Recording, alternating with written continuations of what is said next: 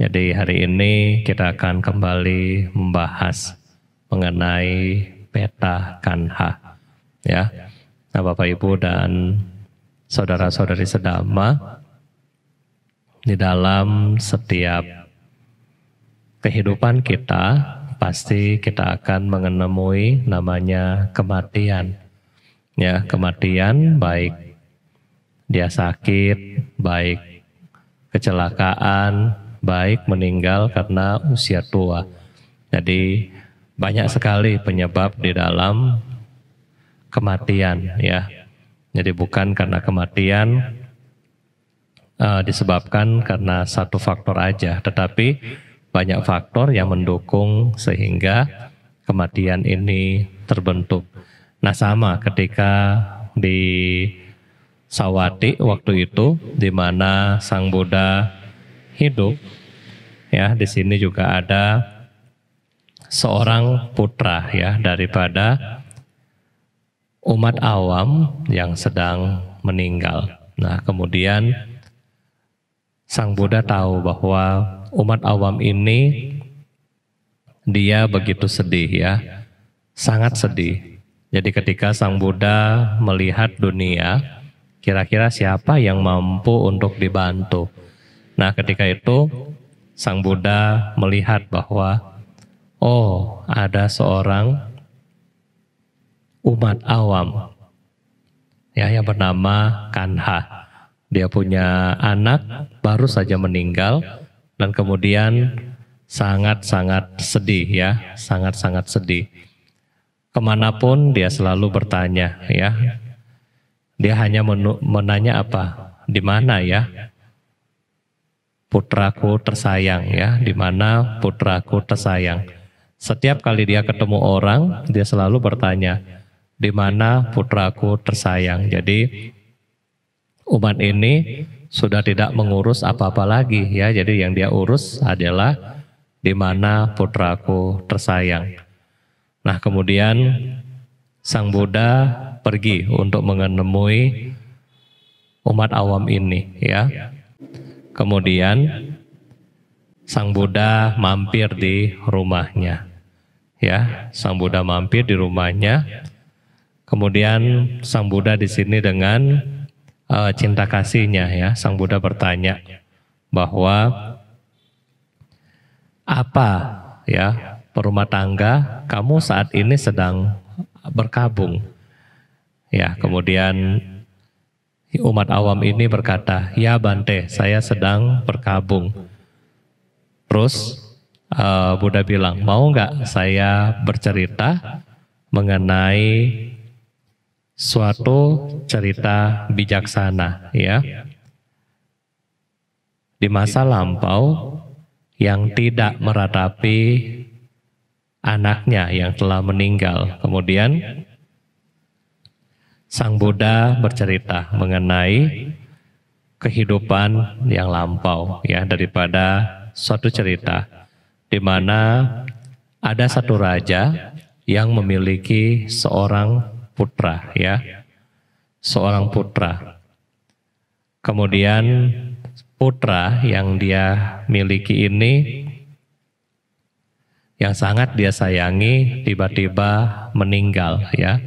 Jadi seorang raja memiliki putra yang meninggal. Ini ceritanya diceritakan kembali oleh Sang Buddha, ya. Maka raja ini juga sama, ya, memiliki kesedihan, ya, memiliki kesedihan. Jadi semua tugas sebagai raja memiliki banyak tugas. Tugas-tugasnya semua terbengkalai, ya, gak keurus.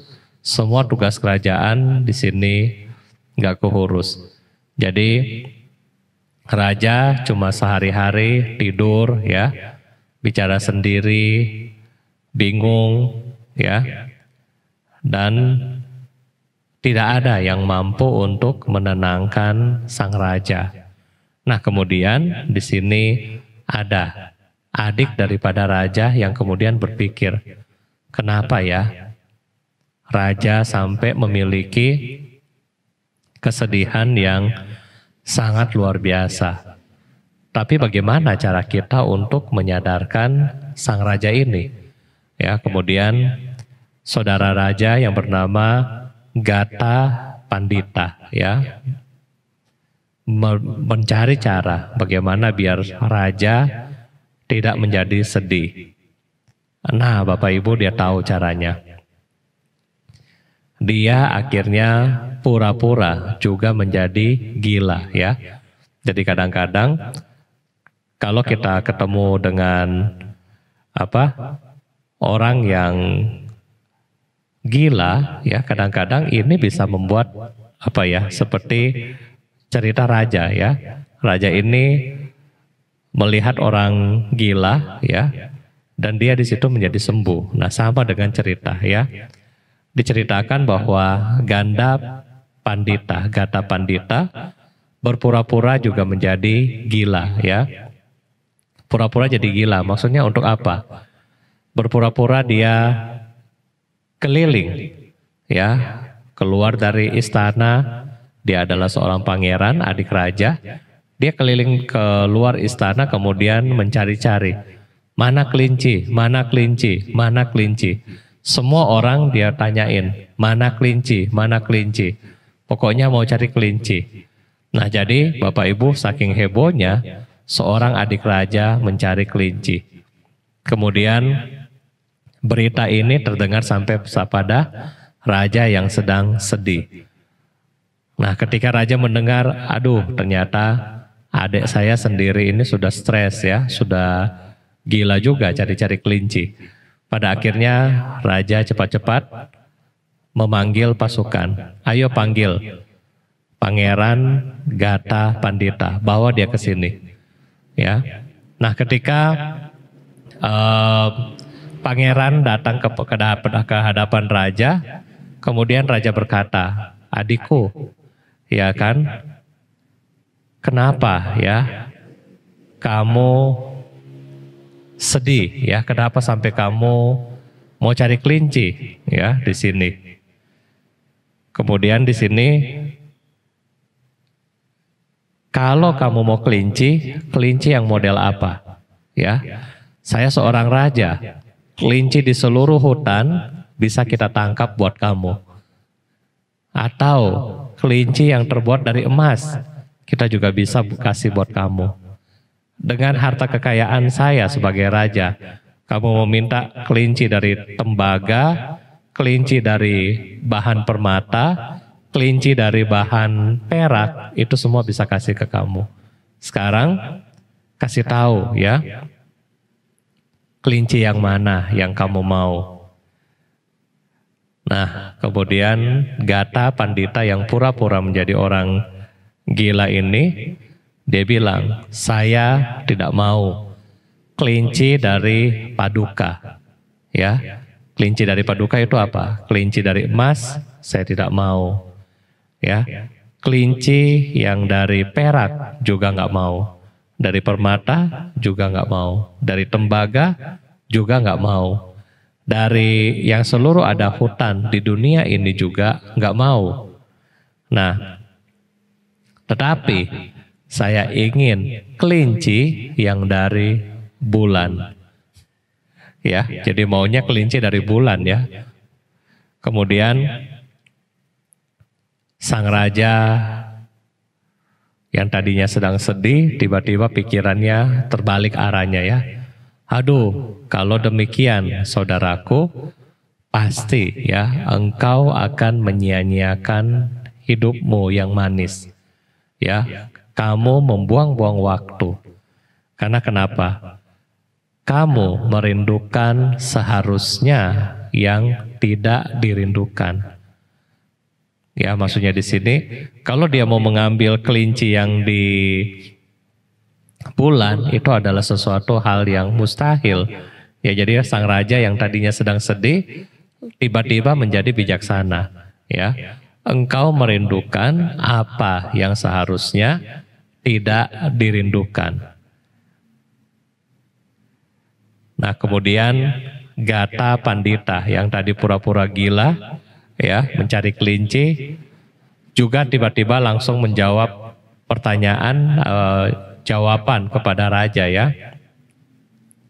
Jika engkau Kanha mengetahui ya cara menasehati orang lain, maka mengapa engkau bahkan hari ini pun masih meratapi putra yang telah meninggal di masa lalu?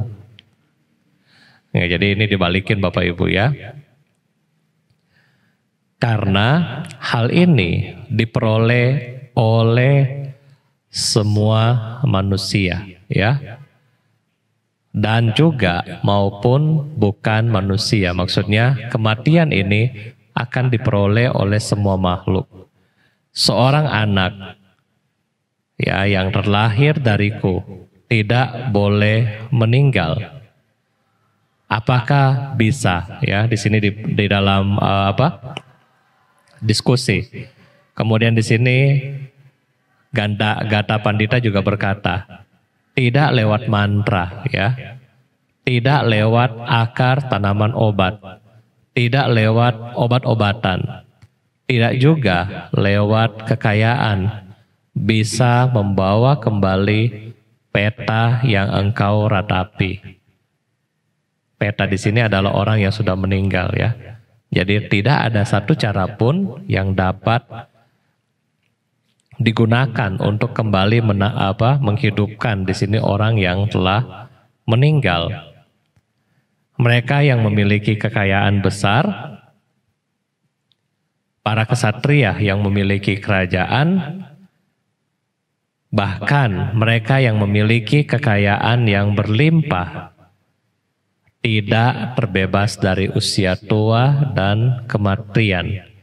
Kemudian para satria, Brahmana, Waisa, ya, Sudra, Candala, ini seluruh kasta disebutkan, yang lahir melalui kelahiran tidak akan bisa terbebas dari usia tua dan kematian. Mereka yang mengulang mantra ya yang dibuat oleh Brahmana, bahkan mereka yang tahu pengetahuan ya, yang memiliki pengetahuan pun tidak bisa terbebas dari usia tua dan kematian. Para resi di sini para petapa ya, para petapa yang tenang dan memiliki pengendalian diri juga harus meninggalkan tubuh ketika waktunya tiba. Para arahat ya, yang batinnya telah berkembang, telah menghapus seluruh asawa ya, bahkan mereka pun harus meninggalkan tubuh ini ya. Nah, jadi Bapak Ibu, setelah berdiskusi dengan raja, kemudian di sini raja menjadi sadar ya.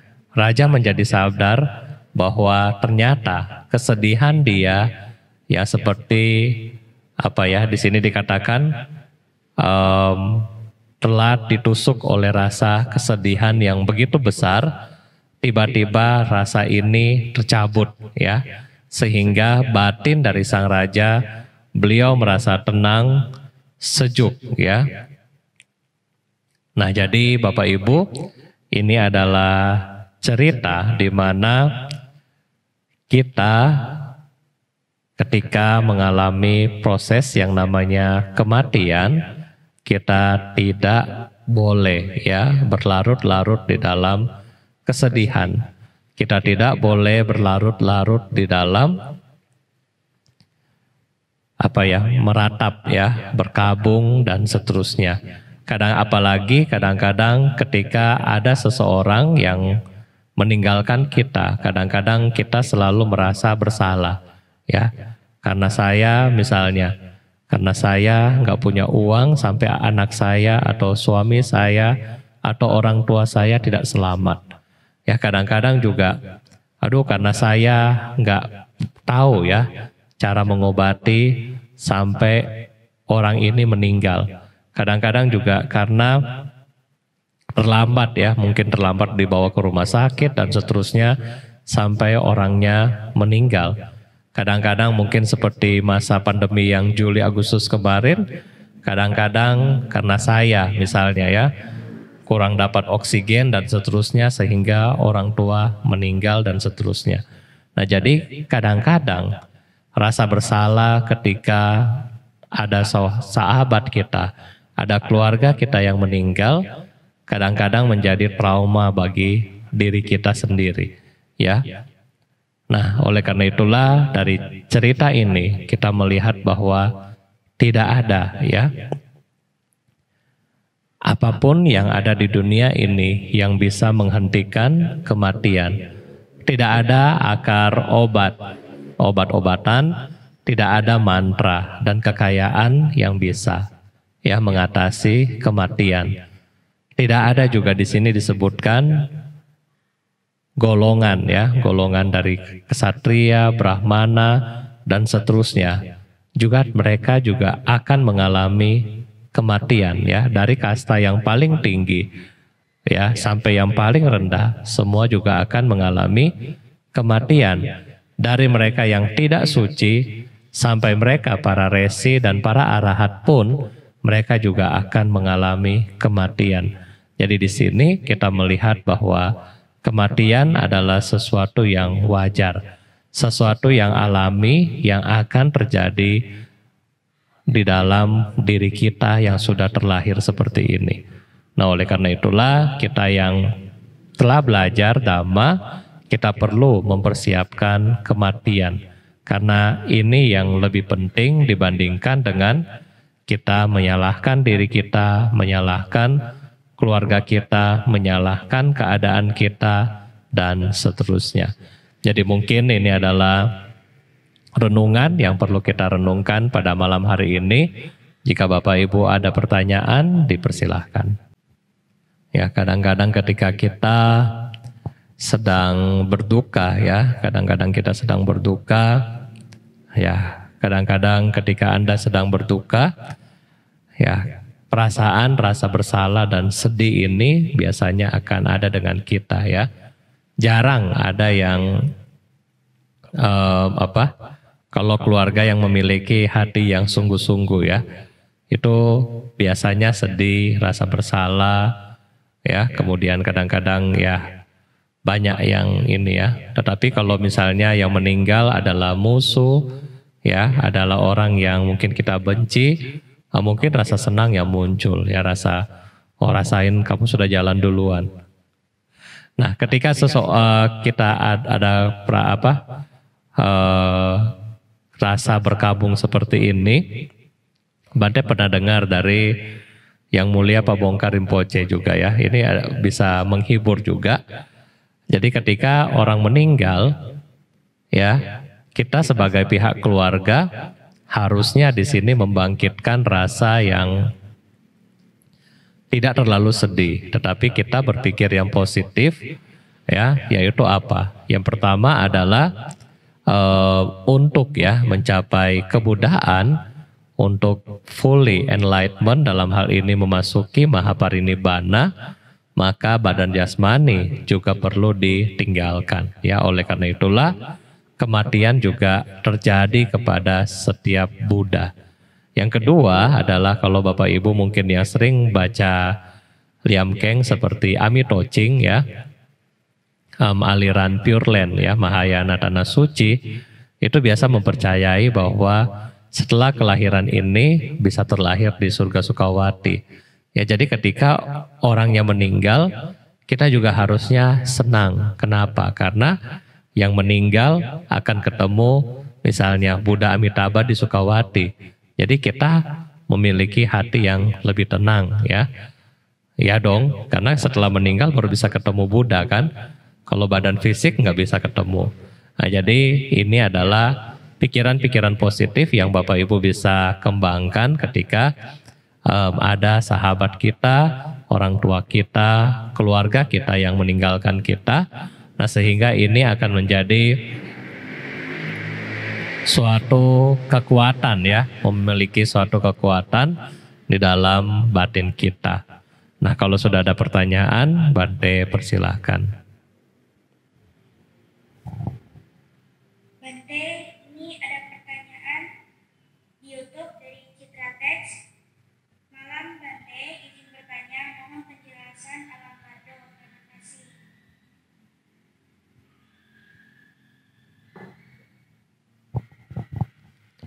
penjelasan dari alam bardo hari Sabtu ya. Yang menjelaskan bukan levelnya seperti Bante, tetapi yang menjelaskan adalah Yang Mulia Zurmanggarwang Rinpoche ke-12. Beliau salah satu guru Bante. Jadi Bante harapkan Bapak Ibu belajar sama-sama ya. Kita belajar sama-sama dari Yang Mulia Rinpoche. Ya, kemarin beliau sudah memulai sesi 1 dan sesi kalau nggak salah sampai sesi ke-8. Dan kita akan coba streaming setiap hari Sabtu. Ya, setiap Sabtu jam 7:30. Jadi Bante rasa benefit buat kita adalah kita perlu belajar dari beliau ya, karena beliau dipercaya juga termasuk salah satu orang yang seorang guru besar ya di masa lampau. Nah, jadi reinkarnasi yang sekarang juga termasuk adalah orang yang dianggap sudah mencapai. Nah, jadi belajar dari beliau Bante rasa benefit dan lebih detail daripada yang bisa Bante ceritakan. Ya, jadi kalau yang biasa Bante ceritakan adalah bardo itu ada 6 ya, memang ada 6. Tetapi yang kita ceritakan adalah between life ya. Jadi alam perantara di mana orang telah meninggal kemudian dia akan pindah alam sebelum kelahiran. Ini juga salah satu termasuk bardo ya. Bardo yang akan lahir kembali. Nah, tetapi di dalam bardo juga ada ketika Anda tidur, Anda dalam kegiatan sehari-hari ya, dan seterusnya. Nah, jadi manfaat kita belajar bardo, kalau Bapak Ibu sudah belajar, misalnya ketika meninggal, seperti ada satu umat yang bilang ke Bante ya, dia bilang ketika meninggal dia nggak bisa lihat apa-apa ya, hanya masuk ke dalam suatu kondisi yang gelap, nggak punya lihat apa-apa. Nah, tiba-tiba di dalam bardo juga sama, setiap makhluk yang meninggal akan masuk ke dalam tempat yang dia merasa itu gelap sekali ya. Nah, kemudian di dalam situ ketika muncul cahaya, misalnya cahaya merah ya. Nah, cahaya merah adalah representatif. Kalau kita pernah belajar tantra atau Bapak Ibu nanti mungkin penjelasan dari Rinpoche nanti ya, merah adalah gambaran dari Buddha Amitabha. Jadi ketika Anda melihat warna merah Anda ingat, oh ini Buddha. Nah, ketika Anda lihat ini Buddha, maka timbul keyakinan ya, oh ini Buddha. Anda akan ikuti, oh itu Buddha, berarti Buddha sudah kasih cahaya ke saya, ikut. Nah, ketika Anda ikut itu, maka kesempatan Anda untuk lahir di alam yang lebih baik itu lebih cepat dibanding ketika lihat cahaya Anda lari. Ya. Tetapi 99% akan lari. Kenapa? Karena rasa takut, karena rasa curiga. Ya, ketika Anda di dalam ruang gelap, kemudian Anda kelihatan satu cahaya yang begitu terang, Anda kaget, Anda lari. Ya, kenapa kita lari? Yaitu karena kegelapan batin kita. Ya, karena kegelapan batin kita, karena ketidaktahuan kita, kita lari. Pada akhirnya kita mencegah satu kesempatan, satu opportunity untuk cepat terlahir ya. Nah itu, jadi ini akan lebih bahas mungkin di sesi-sesi berikutnya. Ini sangat menarik. Jadi Bante rasa kita belajar dulu dengan Rinpoche, nanti kalau misalnya ada diskusi, Anda mungkin bisa simpan pertanyaan, nanti kita tanyakan ke guru yang lain. Nah itu Bante rasa lebih benefit buat kita ya. Jadi ada cahaya warna putih, warna merah, warna hijau, warna biru, warna kuning, 5 cahaya. Nah jadi kalau Anda sudah pelajari konsep daripada bardo, Anda akan tahu, dan ya mudah-mudahan itu bisa mempercepat proses tumimba lahir daripada kita ya. Terima kasih. Bagaimana mencegah pikiran ya, menjaga pikiran. Cara menjaga pikiran adalah tidak lain, kita mesti latihan. Ya, kita mesti latihan. Ketika kita sekolah, kita akan diuji sebelum naik kelas, ya kan? Sebelum Bapak Ibu waktu kita masih sekolah dulu, sebelum dapat rapot diuji. Oh, ini ada ujian mid semester, ini ada ujian final exam ya, ujian terakhir. Nah, baru naik kelas ya kan. Nah jadi untuk ujian dapat nilai bagus kita harus bagaimana? Kita harus belajar, kita harus mempersiapkan diri kita. Bisa nggak Bapak Ibu ketika kita besok ujian hari ini baru belajar? Nggak bisa ya, susah untuk dapat nilai yang bagus. Nah sama dengan proses ketika kita akan meninggal. Kalau kita dari hari ini tidak mempersiapkan diri kita, itu akan susah. Kenapa akan susah? Yang pertama adalah kita nggak tahu nih kapan kita meninggal. Ya, kalau kita mau ujian, Bapak Ibu guru sudah kasih tahu. Bulan ini ya siap-siap. Nah, kita dari sekarang udah bisa nyicil. Nah, kematian kita nggak tahu kapan kita akan pergi. Ya. Yang kedua, kematian kalaupun Anda sudah tahu, kita nggak tahu cara meninggalnya. Ya, apakah kecelakaan, ya, mungkin seperti Bante sering naik pesawat, apakah jatuh dari pesawat, nggak tahu, ya kan? Kita nggak tahu. Anytime kita lagi makan bisa juga, ya, kita lagi tidur bisa juga, lagi jalan ketabrak juga, ya. Kita lagi apapun bisa terjadi. Nah, kita nggak tahu kapan kita akan meninggal. Kita nggak tahu di mana kita meninggal. Kita juga nggak tahu. Jangan berpikir oh meninggal semua pasti di rumah sakit. Nggak juga. Ya ada yang meninggal di tempat dan seterusnya. Kita nggak tahu. Ya proses kematian yang tadi Bante bilang. Ya kalau misalnya proses kematian yang biasa di medis.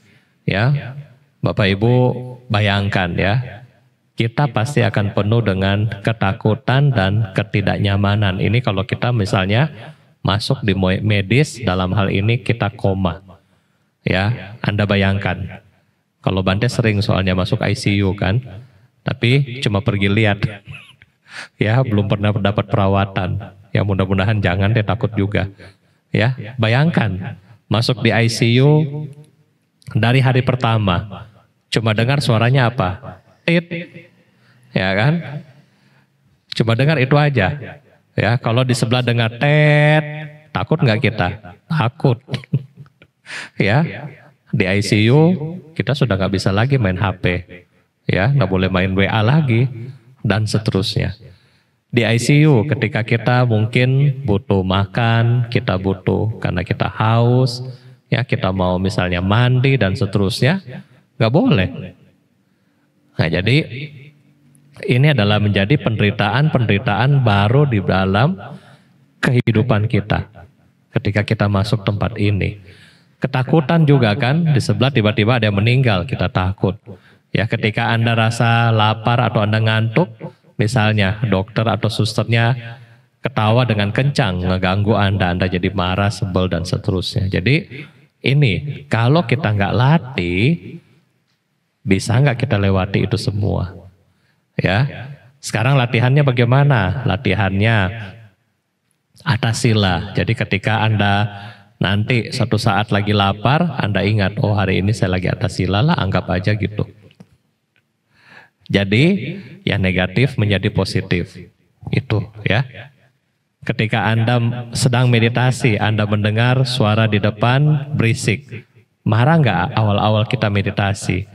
Marah, lama-lama bagaimana? Biarin aja, itu bukan objek meditasi. Objek meditasi misalnya tadi, nafas. Biar di depan berisik, tetapi objek meditasi saya nafas. Nah, semakin Bapak Ibu paham proses dari meditasi, ketika Anda di ruang ICU seperti itu, Anda tahu, oh, biarin aja itu suara. Sekarang saya mau meditasi, saya mau ambil nafas. Anda bisa konsentrasi di sana.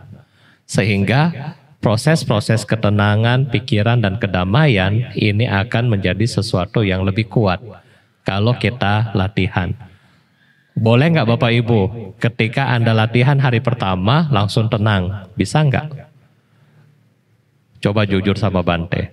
Ya, ketika Anda pertama kali belajar meditasi, bisa tenang nggak?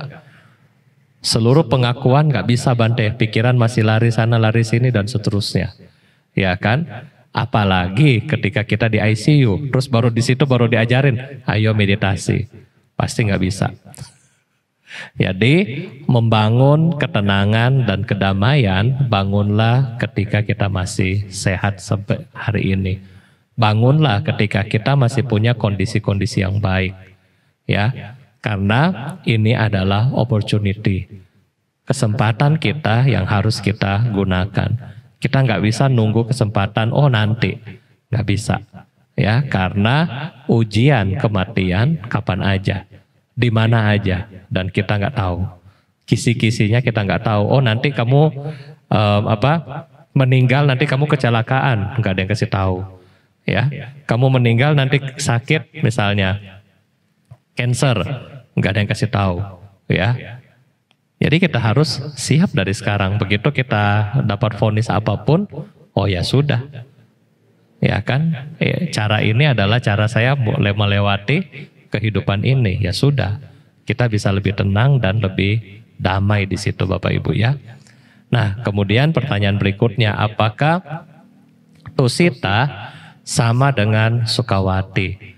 Ini adalah berbeda ya, berbeda karena di Tusita ini berada di dalam kondisi kita ya, Sahaloka dari Buddha Sakyamuni, sedangkan di alam Sukawati ini adalah alam yang berbeda ya, di dalam galaksi yang berbeda, dan di sana Buddha daripada Buddha Amitabha masih hidup, sedangkan di Tusita memang tempat calon daripada Bodhisattva, tetapi di situ tidak ada Buddha.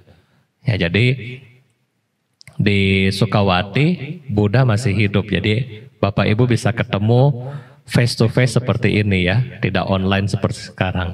Jadi bisa ketemu. Jadi ketika Buddha sedang mendengar memberikan ceramah, parami kita lengkap, nah kita bisa langsung tercerahkan ya, menjadi arahat di situ dan seterusnya. Nah, jadi ini adalah kondisi yang berbeda. Ya, terima kasih. Bante, ada pertanyaan dari YouTube dari Marsudi Kumulyan. Bante, faktor-faktor apa saja yang membedakan antara alam peta dengan alam asura? Padahal kedua alam tersebut disebabkan oleh faktor loga. Terima kasih. Ya, jadi faktor apa yang membedakan ya? Jadi yang membedakan di alam-alam itu adalah faktor penderitaannya yang berbeda ya. Jadi kalau misalnya makhluk peta, mereka menderita karena kondisi dia jelek ya, kondisi dia jelek, jadi dia malu, jadi dia takut, jadi dia mungkin kelaparan ya, dia kelaparan, dia pengen minum dan seterusnya ya, dia penuh dengan rasa-rasa seperti ini, minder dan seterusnya. Jadi kalau mereka yang lahir di alam asura beda, karena di alam asura mereka lebih punya kesaktian ya, dan mereka punya faktor lainnya adalah mereka lahir karena kesombongan dan iri hati mereka di saat yang terlalu besar ya. Jadi penuh rasa ingin balas dendam, ingin lebih keingin membalas, lebih keingin berkelahi dan seterusnya. Jadi ini adalah kondisi yang berbeda dengan peta yang tadi. Kalau peta nggak ada perasaan untuk berkelahi ya, jarang.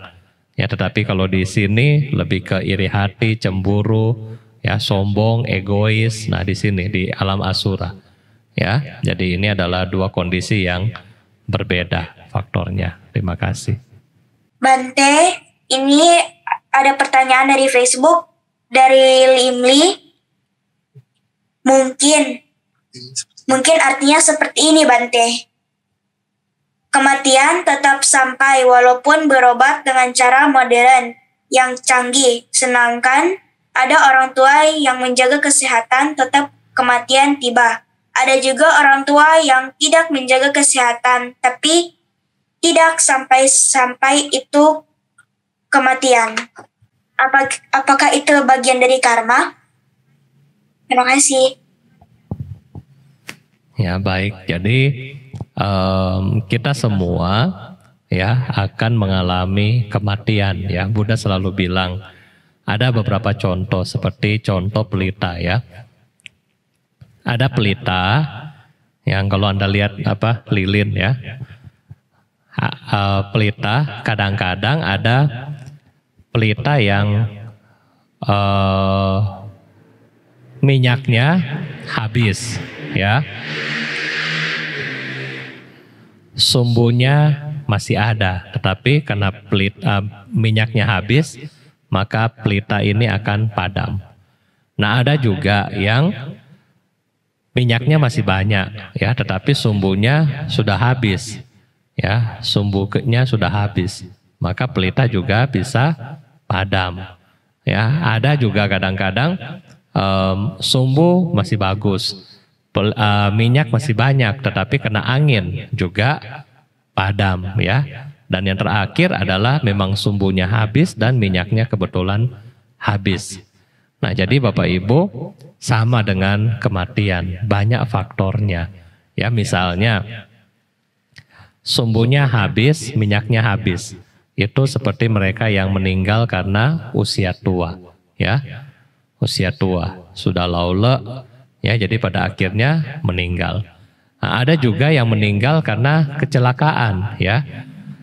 Mungkin yang tadi, minyaknya masih banyak, sumbunya masih bagus, tapi ketiup angin, meninggal, ya. Misalnya ini terjadi kecelakaan, ya. Masih muda Bante, tiba-tiba berenang tenggelam.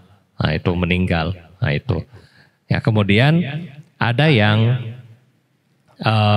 minyak misalnya masih banyak, tetapi sumbunya habis ya. Nah, ini mungkin meninggal karena tidak sehat ya. Merokok, alkohol, narkoba, dan seterusnya. Sehingga harusnya dia umurnya panjang, tetapi meninggal ketika usia muda. Ya. Dan seterusnya. Jadi Bapak Ibu, kita meninggal dengan cara yang unik, yang berbeda-beda ya. Tergantung daripada kondisi karma. Kondisi karma menentukan ya. Kalau orang yang suka membunuh akan cenderung lebih pada umur pendek, meninggal karena kecelakaan dan sakit-sakitan.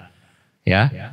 Kadang-kadang orang juga sehat-sehat ya, nggak ngerokok, nggak minum, meninggal juga. Tetapi biasanya mereka meninggal dengan penyakit yang bawaan yang lain. Jadi kita nggak bisa bilang semua dari karma ya. Karma yang kita lakukan, misalnya kita sudah tahu begitu cek darah sakit gula, kemudian rajin minum gula, ya itu bikin cepat. Ya, itu bikin cepat ya. Kalau kita sudah tahu, oh lagi sakit gula, harus kurangin, dan kita berusaha mengurangi, tetap akan mati, tetap akan mengalami kematian. Tetapi mungkin kalau Anda sering minum gula, ya mungkin masa waktunya 1 tahun, tetapi kalau mungkin kita tahan minum gulanya, mungkin bisa perpanjang 2-3 tahun. Ya, jadi ini contoh ya. Jadi bagaimana karma juga mempengaruhi ya. Karma untuk memutus itu juga mempengaruhi, sehingga kita berusaha ya untuk menjaga ini semua ya. Terima kasih Pak Lim. Bante, ada pertanyaan dari YouTube dari Marsudi Kamulian. Bante, jika seseorang banyak berbuat kejahatan, apakah jika sering menyebut nama Buddha Amitabha, apakah akan terjamin seseorang akan terlahir di alam yang bahagia? Bagaimana dengan akibat dari karma buruk? Terima kasih Bante. Kalau orang sering menyenfo ya, membaca nama Buddha atau mungkin rajin baca parita dan seterusnya, tapi dia juga jahat, bagaimana bisa untuk terpurifikasi? Ya, jadi ketika kita jahat, tetap ada karma buruk, tetapi karma yang dihasilkan dari perbuatan nianfo yang tadi juga ada, ya. Nah, ketika dia sering nianfo, ya, misalnya baca parita atau baca mantra, nah sebenarnya lama kelamaan ini akan membentuk karakter yang baru. Ya, karakter yang baru yang sehingga pelan-pelan dia akan meninggalkan kejahatannya. Ya. Ini yang paling sering ya. Contoh. Ini paling sering yang terjadi di wihara. Ketika teman kita misalnya Cak Cai atau baru-baru suka meditasi, apa yang biasa Anda lakukan? Terus tiba-tiba Anda tahu, kok dia suka marah ya?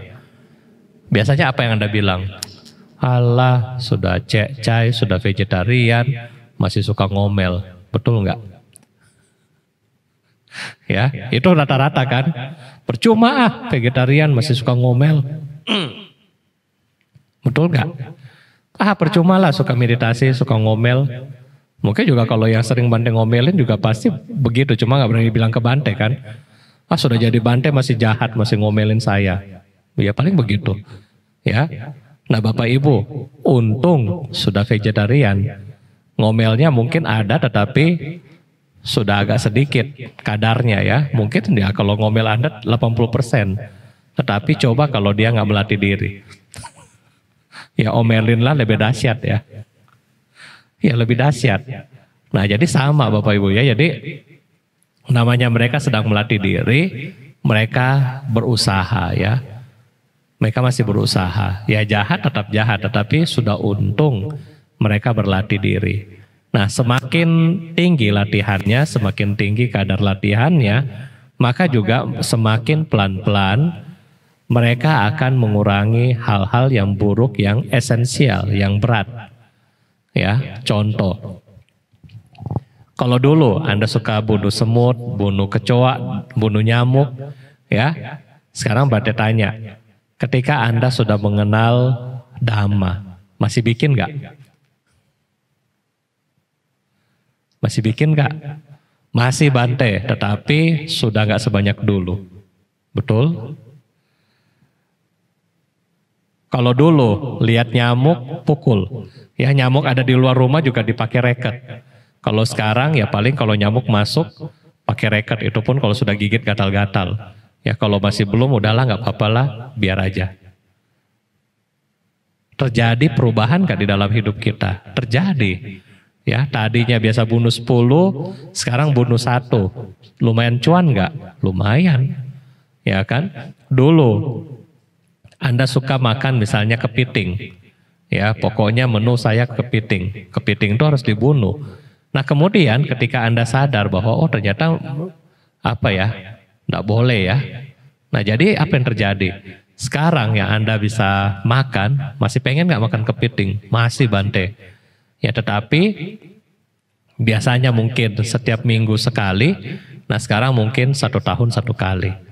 Tetapi masih makan, ya nggak masalah ya. Yang penting kita sudah berusaha untuk menguranginya banyak ya. Mungkin biasa yang suka gosip ya, setiap ketemu orang ngegosip. Sekarang sudah sadar, musawadah, gak usah lah. Ketemu orang malah takut pergi. Nah itu. Jadi itu adalah lumayan. Nah kita belum bisa menjadi Buddha ya. Langsung begitu Anda belajar misalnya sila, terus tiba-tiba langsung menjadi suci. Gak bisa ya. Kami juga sama, para biku juga sama. Kami dipesan sama guru kami, bukan begitu kalian diupasampada, ya bukan begitu kalian dicukurin rambutnya, bukan ketika kalian mulai pakai jubah ini Anda langsung suci, bukan. Tetapi itu adalah awal mula proses untuk membawa diri ke arah yang lebih baik. Itu adalah proses. Jadi Bapak Ibu, hidup di dalam spiritual ini adalah proses. Ya, nah cuman kita mau tentunya proses yang baik dan berkembang terus. Nah, semakin lama-lama Anda mulai nenfo, Anda baca parita, bermeditasi, semakin punya kesadaran. Ya, sekarang Anda lagi yang sering baca nenfo, kemudian ada semut lewat, terus Anda mau pukul, Amitofo. Jadi pukul nggak semutnya? Nggak jadi. Karena Amitofo, ingatnya Amitofo kan di dalam kesadaran kita. Nggak jadi pukul, nggak jadi bunuh. Ya, ketika Anda mau misalnya berbohong, karena Anda sering lafal Amitofo di dalam batin, ketika Anda mau berbohong, Amitofo, nggak jadi berbohong. Ya, ketika lama-lama Anda mau marah anak atau mau marah suami atau istri, marah orang lain, Amitofo nggak jadi marah. Nah, jadi disitulah Amitofo hadir di tengah-tengah kita. Maksudnya hadir di tengah-tengah kesadaran kita. Lama-kelamaan ini menjadi karma yang lebih kuat. Kenapa menjadi lebih kuat? Karena tubuh, ucapan, dan pikiran kita menyatu pada satu objek, yaitu menjadi sama seperti dengan vipassana bawana. Ya, ini menjadi kekuatan yang besar sehingga apa? Karma-karma yang lampau muncul nggak? Tetap muncul, tetapi karena Anda sekarang produksi karma yang lebih besar, yang lebih baik, dan lebih kuat, nah sehingga yang lampau pelan-pelan akan menjadi seperti ahosi karma. Ya, yang lampau tetap muncul tetapi akan menjadi ahosi karma yang mungkin tetap kita akan rasakan tetapi tidak terlalu kuat efeknya. Nah, jadi ini Bapak Ibu ya. Jadi ini mungkin ya secara logisnya ya. Jadi biar kita punya keyakinan untuk terus berbuat baik. Ya, jangan jauh-jauh ya. Anda yang sudah setiap malam ikut kebaktian seperti ini, coba tanya kepada anak-anak Anda atau siapa di rumah, Mama masih nggak seperti dulu? Pasti anak-anaknya bilang, masih sih, tetapi sudah kurang sedikit, ya kan? Masih sih, tapi sudah kurang sedikit. Ya udah, berarti kan ada progres yang positif di situ. Ya, terima kasih. Bante, Kirin ingin mau bertanya. Ini dari Bante, ya dari Yang Mulia Bante Yatiko. Ada statement seperti ini Bante. Kita akan menemui kesunyian, kedamaian, kebahagiaan apabila sering meditasi jam 12 malam. Bagaimana menurut Bante? Ya, Terima kasih. Ya, jadi ketika ya benar ya. Jadi Bante Yatiko ini adalah Bante yang tinggal di Jepara, Bapak Ibu ya, di Wihara Ekadama Loka. Memang jam praktek itu adalah baik ya. Ketika kita punya jam praktek, misalnya jam seperti jam 12 malam. Ya, dan itu Bante bilang sekitar 2 jam ya, 2 jam duduk Kenapa bagus? Karena kondisinya juga bagus. Orang-orang sudah pada tidur, ya, keadaan alam sekitar itu sudah sangat mendukung ya. Nah, coba kalau kita meditasinya kebalik jam 12 siang, pasti nggak bisa. Ya, hektik banget ya, sibuk sekali kondisinya. Jadi kondisi atau jam daripada meditasi juga berpengaruh. Nah, oleh kadang-kadang juga para guru suka bilang jam 3:30. Ya, ada Bante pernah baca satu yogi dari India, dia bilang jam 3:30 ya, jam 3 ke jam 3:30 mereka percaya itu adalah titik reset daripada bumi. Nah, jadi itu adalah jam yang baik untuk melatih diri, dalam hal ini meditasi. Nah, mereka percaya itu. Nah, jadi percaya nggak percaya, dalam agama Buddha cuma bilangnya satu ya, ehipasiko, Anda coba-coba sendiri. Kalau Anda mau coba berarti Anda harus bermeditasi untuk mencoba ini. Oh, benar nggak ya yang Bante bilang jam 12 meditasi bisa tenang? Ya, coba. Ya, siapa tahu memang bisa ya, tetapi harus coba ya. Terima kasih.